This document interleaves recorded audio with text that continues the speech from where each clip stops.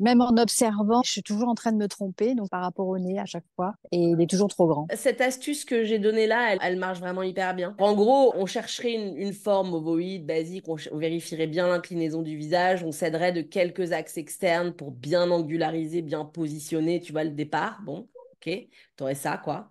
Et quand ensuite tu vas chercher ton nez, bon, déjà, si tu as un trois quarts, regarde bien la distance au contour, parce que ça, c'est un biais cognitif, on a toujours envie de le reculer, de le mettre au milieu. Mais vraiment, triangularise-le sans rentrer dans aucune courbe et aucun détail. Donc, vraiment un triangle ultra basique par des axes. Et ensuite, tu regardes ça. C'est ça qui t'aide. C'est cet intervalle-là. Souvent, vous passez par là, vous dessinez le nez en passant par le contour.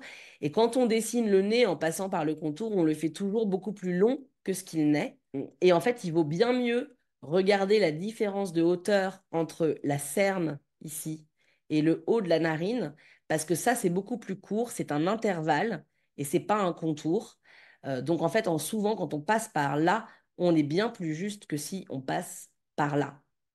Et c'est pas tout, on a tous tendance à poser les yeux trop haut sur le nez. Si vous regardez la naissance du nez ici, il faudrait descendre pour arriver au coin d'œil interne. Or, on a toujours tendance à faire le coin d'œil interne au niveau de la naissance du nez. Donc, non seulement on a fait le nez trop grand, mais en plus, on a remonté les yeux, ce qui fait qu'en gros, le nez se retrouve à être encore plus grand. Mais c'est vraiment ce travail de sans aucun détail, par des sous-formes, qui va être le plus formateur pour le portrait, hein, et vous évitez de vous gourer dans les contours, en fait, hein, de suivre des contours, de vous accrocher que aux détails et à la fin d'avoir quelque chose de faux.